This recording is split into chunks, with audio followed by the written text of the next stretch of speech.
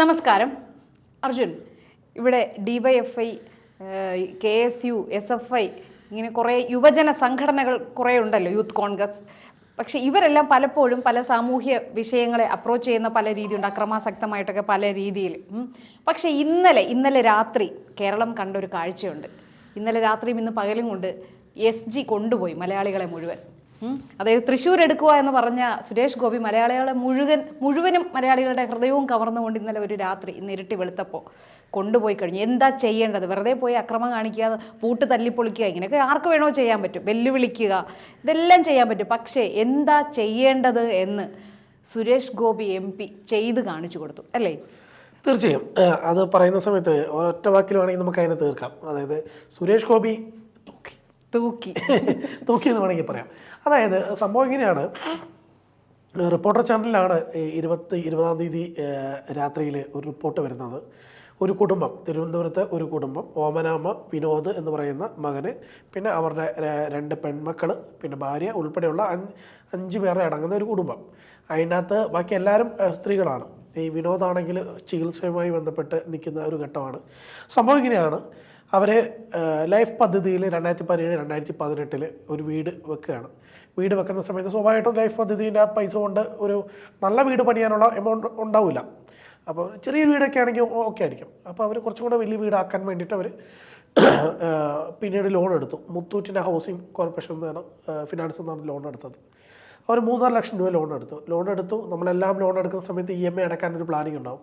ജോലി ചെയ്യുന്നു, ജോലിനകത്ത് ഇത്ര രൂപ കിട്ടും, അതിനകത്ത് ഇത്ര രൂപ വീട്ടിലെ ചിലവ്, ഇത്ര രൂപ ലോൺ അടയ്ക്കാൻ, ഇത്ര രൂപ മറ്റേ വണ്ടിയുടെ ലോൺ അടയ്ക്കാൻ, ഇത്ര രൂപ വീട്ടിലേക്ക് മറ്റാവശ്യങ്ങൾക്ക്, ഇത്ര രൂപ സേവിങ്സ്. നമുക്കൊരു കൃത്യമായ പ്ലാനിങ് ഉണ്ടാവും. നമ്മളെല്ലാവരും ലോൺ എടുക്കുന്ന സമയത്ത് അങ്ങനെയൊക്കെ ചെയ്യാറില്ല. അങ്ങനെ കൃത്യമായ പ്ലാനിങ്ങോടുകൂടി പോകുന്ന സമയത്ത് അവർ 50,000 രൂപ കൃത്യമായിട്ട് അവർ അടച്ചു. പോകുമ്പോൾ വിനോദിന് പെട്ടെന്നൊരു സുഖമില്ലാണ്ട് വരുന്നത്. തീർന്നില്ലേ? ഒരു അസുഖം വന്നു കഴിഞ്ഞാൽ ഒരു കുടുംബത്തിൻ്റെ എല്ലാ അവസ്ഥകളും തകിടം മറിയും. പ്രത്യേകിച്ച് വേറെ ആരും വീട്ടിൽ ജോലിക്ക് പോകുന്നവരില്ല. 2 പെൺകുട്ടികളാണെങ്കിൽ ഒരാൾ 9-ാം ക്ലാസ്സിലും ഒരാൾ 12-ാം ക്ലാസ്സിലും, അവരും പഠിക്കാൻ പോകുന്ന കുട്ടികൾ. പിന്നെ ഭാര്യ, അമ്മ, സുഖമില്ലാത്ത അമ്മയാണ്. അമ്മയ്ക്കാണെങ്കിൽ വലിയ അസുഖങ്ങളാണ്. ഇൻഹൈലറും ഇതൊക്കെ ഉപയോഗിച്ചാണ് അവർ നിൽക്കുന്നത് തന്നെ. ആ ശ്വാസമുട്ടൽ സംബന്ധമായ അസുഖമുണ്ട്, മറ്റ് എന്തൊക്കെയോ BP റിലേറ്റഡ് അസുഖമുണ്ട്, ഷുഗറുണ്ട്, മറ്റതുണ്ട്, ഇതുണ്ട്, ഒരുപാട് അസുഖങ്ങളുണ്ട്. അപ്പം എല്ലാം താങ്ങുന്നത് ഈ വിനോദിൻ്റെ ചിലവിൽ നിന്നാണ്. അങ്ങനെ പോകുന്ന ഘട്ടത്തിൽ ഇവർക്ക് ഈ പൈസ അടയ്ക്കാൻ പറ്റാതായത് വന്നതോടുകൂടി മുത്തൂറ്റ് എന്ന് പറഞ്ഞ സ്വകാര്യ കമ്പനിയാണ് അവരെ നിരന്തരമായിട്ട് നോട്ടീസ് അയച്ച് ആ ഘട്ടത്തിൽ ഈ വിനോദ് അസുഖം പോലും വയ്ക്കാതെ തൃശ്ശൂരിലേക്ക് വിനോദ് ഒരു ജോലി തേടി പോയ അവസ്ഥയുണ്ടായിരുന്നു. ഈ ഘട്ടത്തിലാണ് ഈ ബാങ്കുകാർ വന്നിട്ട്, ബാങ്കല്ല, ഈ മുത്തൂറ്റ് എന്ന് പറഞ്ഞ സ്വകാര്യ ധനകാര്യ സ്ഥാപനം വന്നിട്ട് വീട് ജപ്തി ചെയ്യുന്ന നിലയിലേക്ക് വന്നു. അവർ പലപ്പോഴും വന്ന് നോട്ടീസ് ഒട്ടിച്ചെങ്കിലും ഇവർക്ക് ആ പണം അടയ്ക്കാനുള്ള കഴിവില്ല എന്ന് ഇവർ എക്സ്റ്റെൻഡ് ചെയ്ത് കൊണ്ടുപോകാൻ വേണ്ടിയിട്ട് പലപ്പോഴും ശ്രമിച്ചിരുന്നു. പക്ഷേ എന്തുകൊണ്ടോ അവർക്ക് ഒരു സാധാരണ ചെറിയ കുടുംബത്തിന് കണ്ടെത്താൻ പറ്റുന്ന പണത്തിനേക്കാളും വലിയതായതുകൊണ്ട് തന്നെ കണ്ടെത്താൻ പറ്റിയില്ല. അങ്ങനെ വീട് ജപ്തി ചെയ്യുന്നു. ഏകദേശം ഉച്ച കഴിഞ്ഞ് ഒരു 3 മണി ആ സമയത്താണ് ജപ്തി ചെയ്യുന്നത്. മക്കൾ സ്കൂൾ വിട്ട് വരുന്ന ഘട്ടത്തിൽ കാണുന്നതെന്ന് വെച്ച് കഴിഞ്ഞാൽ വീട്ടിൻ്റെ മുറ്റത്തിരുന്ന്, വീടിൻ്റെ മുറ്റത്തല്ല, വീട്ടിൻ്റെ ഇതിൻ്റെ ഉള്ളിൽ പോലും ഇവർക്ക് പ്രവേശിക്കാനുള്ള അനുമതിയില്ല. മൊത്തത്തിൽ സീൽ വെച്ച് അവർ പോവുകയാണ്. സീൽ വെച്ച് അവർ അറിയാലോ, അവരുടെ ഒരു പ്രത്യേകതരം സീലുകളും കാര്യങ്ങളും ഉണ്ട്. അങ്ങനെ ജപ്തി ചെയ്തു എന്ന് പറഞ്ഞ് നോട്ടീസ് പതിപ്പിച്ച് അവരിറങ്ങിപ്പോകുന്ന സമയത്ത് ഈ പ്രായമായ അമ്മയ്ക്ക് വീട്ടിൽ നിന്ന് അവരുടെ ജീവൻ നിലനിർത്താനുള്ള മരുന്നുകൾ പോലും എടുക്കാൻ വേണ്ടിയിട്ടുള്ള അനുമതി കൊടുത്തില്ല. കുട്ടികളുടെ ഡ്രസ്സ് എടുക്കാനോ മരുന്ന് എടുക്കാനോ സാധാരണ രീതിയിൽ ജപ്തി ചെയ്യുന്നൊക്കെ സമയത്ത് അവർക്ക് വീട്ടിൻ്റെ ഉള്ളിലെ, അതായത് ഇവർ നേരത്തെ കോട്ട് ചെയ്തിട്ടുള്ള സാധനങ്ങളുണ്ടാവും, അതിനകത്ത് വില പിടിപ്പുള്ള സാധനങ്ങൾ, അല്ലാത്ത തുണി, ഡ്രസ്സ്, അങ്ങനത്തെ സാധനങ്ങളൊക്കെ, മരുന്ന് കാര്യങ്ങളൊക്കെ എടുക്കാൻ അനുവദിക്കുന്നതാണ് സാധാരണ. ജപ്തി നടപടികൾ നമ്മളും ഒരുപാട് കണ്ടിട്ടുള്ളതാണ്. പലപ്പോഴും വന്ന് പറയാറുണ്ട്, നിങ്ങൾക്ക് അത്യാവശ്യമുള്ള തുണിയോ ഡ്രസ്സുകളോ പഠനോപാധികളോ പിന്നെ മറ്റേ സർട്ടിഫിക്കറ്റുകൾ ഇതൊക്കെ ഉണ്ടെങ്കിൽ നിങ്ങൾ പുറത്തേക്ക് എടുത്തോളൂ, ഇപ്പം ഞങ്ങൾ പൂട്ടാൻ പോവുകയാണ് എന്ന് പറയാറുണ്ട്. ഞാൻ കണ്ടിട്ടുണ്ട് പല ജപ്തികളും. അപ്പോൾ അങ്ങനെയൊന്നും ഉണ്ടായിട്ടില്ല. ഇവർക്ക് ജീവൻ നിലനിർത്താനുള്ള മരുന്നുകൾ പോലും എടുക്കാൻ പറ്റാത്ത, കുട്ടികളുടെ ഈ പഠിക്കാനുള്ള പുസ്തകങ്ങൾ പോലും എടുക്കാത്ത ഒരു സാഹചര്യം ഉണ്ടാക്കിക്കൊണ്ട് അവർ വീട്ടിൽ ജപ്തി ചെയ്ത് പൂട്ടി പുറത്തേക്ക് ഇറങ്ങുകയാണ്. ഈ കുട്ടികൾ വരുമ്പോൾ കാണുന്ന കാഴ്ച എന്ന് പറഞ്ഞാൽ വീടിൻ്റെ മുറ്റത്തിരുന്ന് അവരുടെ അമ്മയും വല്യമ്മയും എല്ലാം കരയുന്ന കാഴ്ചയാണ്. അങ്ങനെ വളരെ പെട്ടെന്ന് നാട്ടുകാർക്ക് ഈ പൈസ തിരിച്ചടയ്ക്കാനുള്ള നിവൃത്തിയില്ല. എല്ലാവരും സാധാരണക്കാരായ ആൾക്കാരാണ്. ആ ഘട്ടത്തിൽ അവർ പ്രദേശത്തുള്ള പ്രാദേശിക ചാനലുകാരെ മറ്റു പല ചാനലുകളെയും അറിയിച്ചു. അങ്ങനെ റിപ്പോർട്ടർ ചാനലിൻ്റെ ഓഫീസിലും കോളെത്തി. അവർ വളരെ പെട്ടെന്ന് തന്നെ അവിടെ യൂണിറ്റ് എത്തി ഇത് റിപ്പോർട്ട് ചെയ്യുന്നു. അവരുടെ അമ്മയുടെ സങ്കടം, കരച്ചിൽ, ഇതെല്ലാം തന്നെ അവർ കൃത്യമായി റിപ്പോർട്ട് ചെയ്തു. ആ ഘട്ടത്തിലാണ് റിപ്പോർട്ടറിൻ്റെ MD ആയിട്ടുള്ള ആൻഡോ അഗസ്റ്റിനിലേക്ക് ഫോണിലേക്ക് സുരേഷ് ഗോപി നേരിട്ട് വിളിക്കുന്നത്. അവർ ആരെങ്കിലും സഹായിക്കണം എന്നാവശ്യപ്പെട്ട് സുരേഷ് ഗോപിനെ വിളിക്കുകയല്ല ചെയ്തത്. സുരേഷ് ഗോപി ഈ സങ്കട കണ്ണീർ കണ്ട് സുരേഷ് ഗോപി നേരിട്ട് വിളിക്കുകയാണ് ആൻഡോയുടെ ഫോണിലേക്ക് വിളിച്ചിട്ട് ആൻഡോയോട് പറയുകയാണ് അവർക്ക് എത്രയാണ് എമൗണ്ട് വേണ്ടത്, അത് അതിൻ്റെ ഡീറ്റെയിൽസ് പറയൂ, ഞാൻ ഇന്ന് രാത്രി തന്നെ അത് ചെയ്യാം, അല്ലെങ്കിൽ നാളെ രാവിലെ ബാങ്ക് തുറക്കുന്ന ഘട്ടത്തിൽ ചെയ്യാം, ഇല്ലെങ്കിൽ അത് അത്ര വളരെ ഇമ്പോർട്ടൻ്റ് ആയിട്ടുള്ള ഇപ്പോൾ രാത്രി തന്നെ അവർ റിലീസ് ചെയ്യുമെങ്കിൽ രാത്രി തന്നെ ഓൺലൈൻ ട്രാൻസ്ഫറായിട്ട് ചെയ്തു കൊടുക്കാമെന്ന് പറയുകയാണ്. അതാണ് അതിൻ്റെ അകത്തൊരു എന്താ പറയുക, മാസം എന്ന് പറയാം. ഇപ്പം നമുക്ക് ഈ നേരിട്ട് കണ്ടു കഴിഞ്ഞിട്ടുണ്ടല്ലോ കെട്ടിപ്പിടിച്ച് കവിളിലൊരു കടി കൊടുക്കാൻ തോന്നുന്ന ഒരു സ്നേഹം തോന്നില്ലേ? സത്യം പറഞ്ഞാൽ ആ ഒരു എനിക്ക് അങ്ങനെ തോന്നുന്നു സുരേഷ് ഗോപിയോട്. പലപ്പോഴും സുരേഷ് ഗോപിയായിട്ട് കഴിഞ്ഞ ഇലക്ഷൻ്റെ സമയത്തൊക്കെ അടുത്തിടപെടാനുള്ള അവസരം കിട്ടിയിട്ടുണ്ട്. സുരേഷ് ഗോപിൻ്റെ ദേഷ്യം കാണാനുള്ള അവസരം കിട്ടിയിട്ടുണ്ട്, സുരേഷ് ഗോപിൻ്റെ സ്നേഹം കാണാനുള്ള അവസരം കിട്ടിയിട്ടുണ്ട്. ഒരിക്കൽ അത് പറയുന്ന സമയത്ത് ഞാൻ പെട്ടെന്ന് എൻ്റെ ഓർമ്മ വിഷയത്തെ വിട്ടുമാറുമല്ല.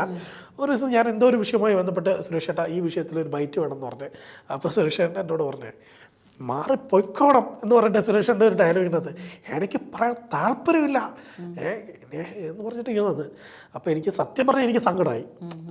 സ്വാഭാവികമായിട്ട് ഒരു റിപ്പോർട്ടർ എന്ന നിലയിൻ്റെ അപ്പുറത്ത്, ജേർണലിസ്റ്റ് എന്നതിൻ്റെ അപ്പുറത്തായിട്ട് സുരേഷ് ഗോപിൻ്റെയൊക്കെ അടുത്ത് നിൽക്കുന്ന, അവരുടെയൊക്കെ എല്ലാ കാര്യങ്ങൾക്കും കൂടെ നിൽക്കുന്ന ഒരു വ്യക്തി എന്ന തോന്നലൊക്കെ എനിക്കുണ്ടായിരുന്നു ആ സമയത്ത്. അപ്പം നമ്മളൊന്നും അല്ല എന്നുള്ള തോന്നൽ പെട്ടെന്ന് എനിക്ക് വന്ന് സങ്കടമായിപ്പോയി. അതിൽ നിന്നൊരു കാര്യം മനസ്സിലായില്ലേ, അദ്ദേഹത്തിന് എത്ര ചേർന്ന് നിൽക്കുന്നവരായാലും ശരി അദ്ദേഹം പറയേണ്ട കാര്യം എനിക്ക് പെട്ടെന്ന് സങ്കടമായി. പക്ഷേ കുറച്ചേരം കഴിഞ്ഞ് സുരേഷ് ഗോപി ഭക്ഷണം കഴിക്കാൻ പേരിയിരിക്കുന്നുണ്ട്. എനിക്ക് തോന്നുന്നു ഒരു ഓണത്തിൻ്റെ സമയത്തോ വിഷുവിൻ്റെ സമയത്ത് എന്തോ ആണ്, ഒരുപാട് പേര് ഇരുന്ന് ഭക്ഷണം കഴിക്കുന്നുണ്ട്. അപ്പോൾ സ്വയമായിട്ട് ഞാനൊരു സൈഡിൽ ഞാനിങ്ങനെ വിഷ്വൽസ് എടുത്ത് ഓരോ കാര്യങ്ങൾക്ക് വേണ്ടി നിൽക്കുന്നുണ്ട്. അപ്പോൾ സുരേഷ് ഗോപി ഭക്ഷണം കഴിയാനായ സമയത്ത് എന്നോട് അരുണേ എന്ന് വിളിച്ച്, അർജുൻ എന്നാണ് പേര്, പക്ഷെ പുള്ളി എന്തോ മെമ്മറി വന്നോ അരുണേ എന്ന് വിളിച്ചു. ഞാൻ അടുത്ത് വന്ന് പറഞ്ഞ് പായസം ഇഷ്ടമാണെന്ന് ചോദിച്ചു. ഞാൻ പറഞ്ഞു ഇഷ്ടമാണ്, മധുരം അങ്ങനെ വലുതായിട്ട് കഴിക്കാറില്ലെന്ന് പറഞ്ഞു. ഇത് കഴിക്ക് എന്ന് പറഞ്ഞിട്ട് എനിക്ക് ഒരു പാലട പ്രഥമൻ കയ്യിലെടുത്ത് തന്ന്. എനിക്ക് സത്യം പറഞ്ഞാൽ എനിക്ക് സങ്കടം വന്നേ. കുറച്ചേരം മുമ്പ് എന്നോട് ദേഷ്യപ്പെട്ട ആ മനുഷ്യനെ എനിക്കത് വിഷമമായിന്ന് പുള്ളിക്ക് തോന്നിയത്തിന് എന്നെ വന്നിട്ട് അതെടുത്തിട്ട് കഴിച്ചിട്ട് ഞാൻ പറഞ്ഞ് എനിക്ക് വേണ്ടായിരുന്നു, ഞാൻ തന്നിട്ട് കഴിക്കാതിരിക്കുന്ന ശരിയല്ല എന്ന് പറഞ്ഞു. അപ്പോൾ എന്നിട്ട് ഞാൻ കഴിക്കാൻ വേണ്ടി ഇങ്ങനെ ഇങ്ങനെ കഴിക്കുന്ന സമയത്ത് പുള്ളി ഭക്ഷണം കഴിച്ചിറങ്ങുന്ന സമയത്ത് എന്നെ കൂട്ടിക്കൊണ്ട് കൈ എഴുന്നടുത്ത് പോയിട്ട് എന്നോട് പറഞ്ഞു ആ വിഷയത്തിനകത്ത് ഞാൻ സംസാരിച്ചാൽ ശരിയാവില്ല അർജുനെ, അതുകൊണ്ടാണ് ഞാൻ അങ്ങനെ പറഞ്ഞത്, തന്നോട് എനിക്കൊരു ബുദ്ധിമുട്ടില്ല കേട്ടോ. അല്ല ഇപ്പൊ അർജുൻ ആയതുകൊണ്ട് ഈ രണ്ട് വശവും സാധാരണ മാധ്യമ പ്രവർത്തകരും മറ്റും ചെയ്യുന്ന ഓൺലൈൻ ചാനലുകാരും ചെയ്യുന്നത് എന്താണ്, ആദ്യത്തെ പോർഷൻ മാത്രം എടുക്കുക, അത് വൈറലാക്കുക എന്നുള്ളതാണ്. അതാണ് അപ്പോൾ എനിക്ക് എന്നോട് അങ്ങനെ പറഞ്ഞ സമയത്ത് എനിക്ക് ഭയങ്കര സന്തോഷം തോന്നി കേട്ടോ. ഒന്നിലെ നമ്മളെ പരിഗണിക്കുന്നുണ്ട് എന്നുള്ളൊരു സന്തോഷം മാത്രമല്ല, എന്തുകൊണ്ടാണ് പുള്ളി അതിന് റിയാക്ട് ചെയ്യാതിരുന്നത്, ആ സബ്ജക്റ്റിനോട് റിയാക്ട് ചെയ്യാതിരുന്നത് എന്നതും പുള്ളി വളരെ വ്യക്തമായിട്ട് പറഞ്ഞു. അതെനിക്ക് മനസ്സിലായി, അയാൾ പുള്ളി റിയാക്ട് ചെയ്യാതിരിക്കുന്നതായിരിക്കും ആ സബ്ജക്റ്റിൽ നല്ലതെന്ന് എനിക്ക് പിന്നീട് തോന്നി. അപ്പോൾ അങ്ങനെ ഒരു സംഭവം അതിൻ്റെ കൂടെ ഞാൻ ചേർത്ത് വായിച്ചതാണ്. ഇപ്പോൾ പറഞ്ഞു വന്നത് ആൻഡോനെ വിളിച്ച് ഈ കാര്യങ്ങൾ പറയുന്ന നിലയിലേക്ക് സുരേഷ് ഗോപി പോയി. അതിനുശേഷം വളരെ പെട്ടെന്ന് തന്നെ ഫണ്ട് ട്രാൻസ്ഫർ ചെയ്ത് കൊടുക്കുന്ന നിലയിലേക്ക് കാര്യങ്ങളെത്തി. ഈ ഫണ്ട് ട്രാൻസ്ഫർ ചെയ്ത് കൊടുക്കും എന്ന നിലയിൽ സുരേഷ് ഗോപി പ്രഖ്യാപിച്ചതിന് തൊട്ട് പിന്നാലെ ആണ് ചേച്ചി പറഞ്ഞ വളരെ ധീരദൗത്യമായ സംഭവങ്ങൾ അവിടെ ഉണ്ടായത്. പ്രദേശത്തെ DYFIക്കാരും യൂത്ത് കോൺഗ്രസ്സുകാരും ഇത് വന്ന് ഇതിനെ കണ്ട് ഇവരുടെയൊക്കെ സങ്കടവും കരച്ചിലൊക്കെ കണ്ട് ഇവരെ എന്ത് ചെയ്യണം എന്നുള്ള അവസ്ഥ ഇങ്ങനെ നിൽക്കുന്ന സമയത്ത് സുരേഷ് ഗോപി പെട്ടെന്ന് സ്കോർ ചെയ്യുന്നു എന്ന് തോന്നി. സുരേഷ് ഗോപി സ്കോർ ചെയ്യുന്നു വെച്ച് കഴിഞ്ഞാൽ BJP സ്കോർ ചെയ്യുന്നു എന്നുള്ളതിലേക്ക്. തിരുവനന്തപുരത്തെ സംബന്ധിച്ചോളം തിരുവനന്തപുരത്ത് BJPക്ക് വലിയ സ്വാധീനമുള്ള മേഖലയാണ്. സുരേഷ് ഗോപിയുടെ BJP സ്കോർ ചെയ്താൽ അവർക്കത് സഹിക്കാൻ പറ്റത്തില്ല. അപ്പോൾ അവരെന്ത് ചെയ്യണം എന്നുള്ള എതിർത്തണം. എന്തായാലും പൈസ അടയ്ക്കും പുള്ളി. അപ്പോൾ അവർ വന്ന് മറ്റേ മുത്തൂറ്റുകാർ വന്ന് ഇത് തുറന്നു കൊടുക്കുന്ന ആ അവസ്ഥ ഒഴിവാക്കാൻ വേണ്ടി പെട്ടെന്ന് അവിടെ കിടന്നൊരു കല്ലെടുത്ത് വെച്ചിട്ട് ഈ നൈസായിട്ട് മുത്തൂറ്റുകാർ വന്നിട്ട് 1 രൂപ ചിലവില്ലാണ്ട് തുറന്നു കൊടുക്കുന്ന സംഭവം ഇവർ 2000 രൂപേൻ്റെ പൂട്ടടിച്ച് പൊളിച്ച് ആ പൈസ കൂടെ ആ വീട്ടുകാരുടെ തലയിലിട്ട് എന്നിട്ട് അതിൻ്റെ പേരോ പ്രതിഷ്ഠ ചെയ്തത്. എന്നിട്ട് പുറത്തിറങ്ങിയ ഒരു യൂത്ത് കോൺഗ്രസിൻ്റെ ആണോ DYFIൻ്റെ ആണോ ഒരു നേതാവ് പറയുന്നത് ബൈറ്റുണ്ട്. ആ ബൈറ്റ് കേട്ട് സത്യം പറഞ്ഞ് ചിരിക്കണോ കാര്യമാണെന്ന് എനിക്ക് തോന്നിപ്പോയെ. അതായത് ഈ നാട്ടിലെ മുത്തൂറ്റ് പോലെയുള്ള കോർപ്പറേറ്റ് പ്രസ്ഥാനങ്ങൾ ഒരു സാധാരണക്കാരൻ ലോൺ എടുത്തു കഴിഞ്ഞാൽ ആ ലോൺ തിരിച്ചടിച്ചില്ലെങ്കിൽ എന്ത് തമ്മാടിത്തരവും കാണിക്കാം എന്ന നിലയിലേക്ക് പോവുകയാണെങ്കിൽ അതിനെതിരെ ഈ നാട്ടിലെ യുവജന പ്രസ്ഥാനങ്ങൾ അതിനെതിരെ ശക്തമായ നിലപാടെടുക്കും. കൂട്ടുപൊളിച്ച് നടക്കും. എന്ത് കോപ്പിലെ പരിപാടിയാണെന്നറിയാം. ആ 1 മണിക്കൂറോടെ കാത്തിരുന്ന മുത്തൂറ്റുകാർ വന്നത് തുറന്നു കൊടുക്കും. ഇതിനു മുമ്പ് ഇവർ ഈ കരഞ്ഞ മണിക്കൂറുകൾ അവിടെ ഇരുന്ന സമയത്ത് ഇവിടെ ഒരു ചുക്കും ഉണ്ടാക്കാൻ പറ്റിയിട്ടില്ല. എന്നിട്ടോ സുരേഷ് ഗോപി അവിടെ കാര്യങ്ങൾ ചെയ്തു കഴിഞ്ഞത്രയും അതിനിടയിൽ ആളാവാൻ വേണ്ടിയിട്ട് വന്നിട്ട് കടന്ന് കളിക്കുന്ന ഡ്രാമ എന്നൊക്കെ പറഞ്ഞാലുണ്ടോ എൻ്റെ ചേച്ചി, ഇതിന് തിരുവനന്തപുരം ഭാഷയിൽ നിങ്ങൾക്ക് എന്തെങ്കിലും പേര് പറയാൻ പറ്റും? അതേപോലത്തെ അവസ്ഥയാണ് ഉണ്ടായത്. എന്തായാലും സുരേഷ് ഗോപി തൂക്കി, സീൻ മൊത്തം തൂക്കി. അങ്ങനെ ഇരിക്കുന്ന സമയത്തേ ഈ വീടിൻ്റെ ഉള്ളിൽ കയറി ഇവർ പെട്ടെന്ന് മറ്റേ സ്പ്രേയൊക്കെ എടുത്തടിച്ച്, ഇവർക്ക് ശ്വാസം മുട്ടൽ അസുഖം ഉണ്ട് അമ്മയ്ക്ക്, ഓമനമ്മയ്ക്ക്. അങ്ങനെ അടിച്ച് മൊത്തം എമൗണ്ട് എന്ന് പറയുന്നത് 4,48,000 സംതിങ് വരും. ആ പടം അടയ്ക്കാന്നുള്ള നിലയിലേക്ക് എത്തി. അവർ മുത്തൂറ്റുകാർ തന്നെ അവിടെ വന്നു, പോലീസുകാർ സ്ഥലത്തെത്തി. ഇവിടെ പ്രതിഷേധം ഉണ്ടാകുന്ന സ്വന്തമായിട്ട് പോലീസ് എത്തുള്ളൂ. അങ്ങനെ എത്തി ഉള്ളിൽ ചെന്ന സമയത്ത് റിപ്പോർട്ടർ ലൈവിൽ ഈ ഓമനാമേൻ്റെ ബൈറ്റ് എടുക്കുകയാണ്. ലൈവിൽ ഓമനാമേൻ്റെ ബൈറ്റ് എടുക്കുന്ന സമയത്ത് DYFIൻ്റെ സംസ്ഥാന നേതാവ് ഷിജു ഖാൻ പത്താങ്ങല് തൊട്ട് സൈഡിൽ നിൽക്കുകയാണ്. ഷിജു ഖാൻ അറിയാലോ. അപ്പോൾ ഷിജു ഖാൻ തൊട്ട് സൈഡിൽ നിന്ന് ഓമനാമേനെ ഇങ്ങനെ സാന്ത്വനിപ്പിക്കുകയാണ്. അമ്മ വിഷമിക്കേണ്ട, DYFI കൂടിയുണ്ട്, ഞങ്ങളെല്ലാം കൂടിയുണ്ട് എന്ന് പറഞ്ഞിട്ട്. ഓമനാമ മനസ്സിൽ അപ്പം കരച്ചിട്ടുണ്ടോ, എന്തൊക്കെയോ എന്തിനു കൂടിയുണ്ടെന്ന് പറഞ്ഞത്. അങ്ങനെ നിൽക്കുന്ന സമയത്ത് ഈ റിപ്പോർട്ടർ മൈക്ക് വെച്ച സമയത്ത് റിപ്പോർട്ടർ ഓമനാമയോട് ചോദിച്ചു എന്താ പറയാനുള്ളത് ചോദിച്ച സമയത്ത് അമ്മ കൈ ഒപ്പിക്കൊണ്ട് പറയുന്നുണ്ട്, സുരേഷ് ഗോപിക്ക് നന്ദി, റിപ്പോർട്ടർ ചാനലിന് നന്ദി, സുരേഷ് ഗോപിക്ക് നന്ദി. സുരേഷ് ഗോപി ഇല്ലായിരുന്നെങ്കിൽ ഞങ്ങൾ ചിലപ്പോൾ ഇന്നോ നാളെയോ മരിക്കേണ്ട ഗതികേടിലേക്ക് പോകുമായിരുന്നു, ഈ കുട്ടികളെ അടക്കം എടുത്തുകൊണ്ട്. ഒരാളൊക്കെ ഉള്ളെങ്കിൽ എവിടെയെങ്കിലും നമുക്ക് എവിടെ അക്കോമഡേറ്റ് ചെയ്യാൻ നോക്കാം. ഇത് 5 പേരടങ്ങുന്ന ഒരു കുടുംബത്തെ സ്വാഭാവികമായിട്ടും സാധാരണക്കാർക്കൊന്നും അക്കോമഡേറ്റ് ചെയ്യാൻ പറ്റില്ല.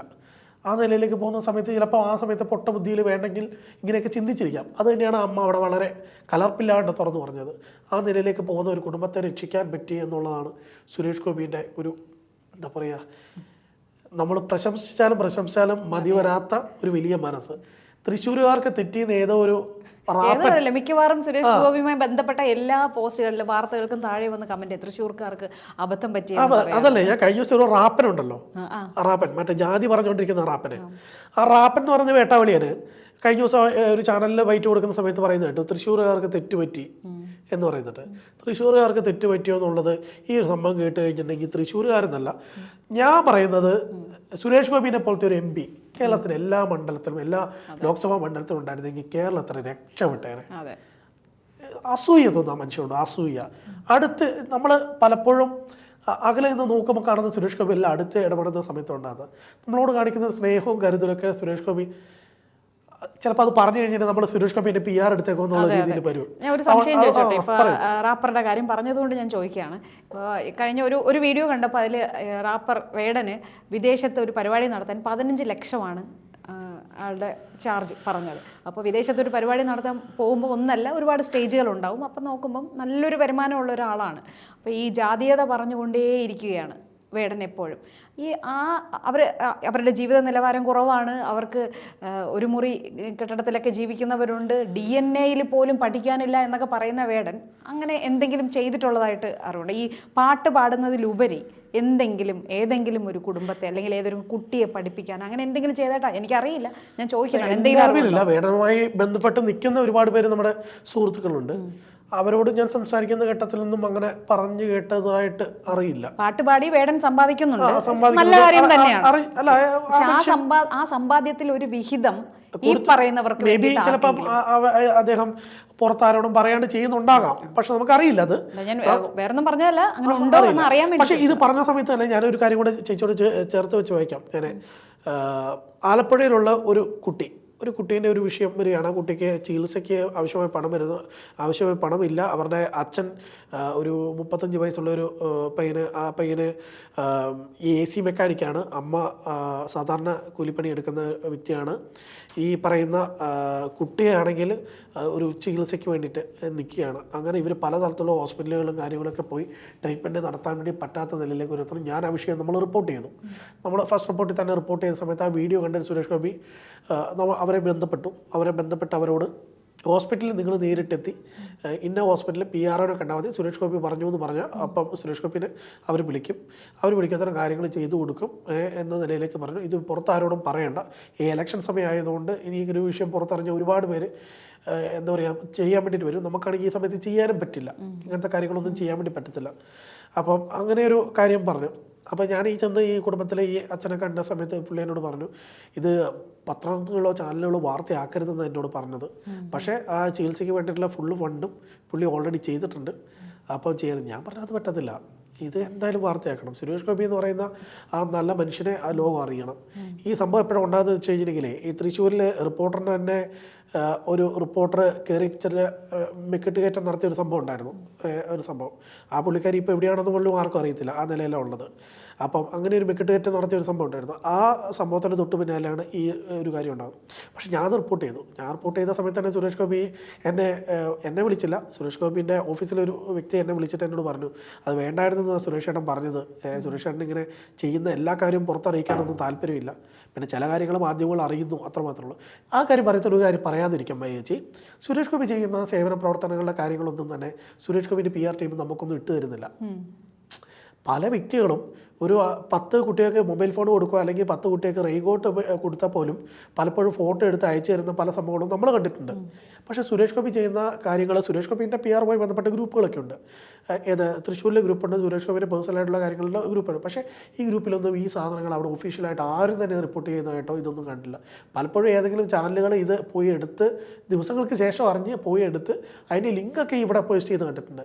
അല്ലെങ്കിൽ സ്വാഭാവികമായിട്ട് സുരേഷ് ഗോപിക്ക് എന്ത് ചെയ്യാം, ഇന്ന് രാവിലെ 10 മണിക്ക് ഇത്ര പേർക്ക് കുട കൊടുത്തു, അല്ലെങ്കിൽ ഇത്ര പേർക്ക് ഇത് കൊടുത്തു എന്ന് പറഞ്ഞിട്ട് സാധനം ചെയ്യാം. ഈ മനുഷ്യരൊരു വല്ലാത്ത മനുഷ്യരാണ് കേട്ടോ, നമുക്ക് പറയാതിരിക്കാൻ വയ്യ. പക്ഷെ ഒരു കാര്യത്തിൽ സന്തോഷമുണ്ട്, സുരേഷ് ഗോപിയെ താഴ്ത്തിക്കെട്ടാൻ വേണ്ടി വാർത്ത കൊടുക്കാൻ മാധ്യമങ്ങൾ മത്സരമാണ് പൊതുവെ നമ്മൾ കണ്ടുവരുന്നത്. ആ മാധ്യമങ്ങൾക്ക് എന്തായാലും ഈ വാർത്ത കൊടുക്കാതിരിക്കാൻ കഴിയില്ല, സുരേഷ് ഗോപിയെ പോഴ്ത്തി പറയാതിരിക്കാനും കഴിയില്ല എന്നതിൽ വളരെയധികം സന്തോഷമുണ്ട്. തീർച്ചയായും.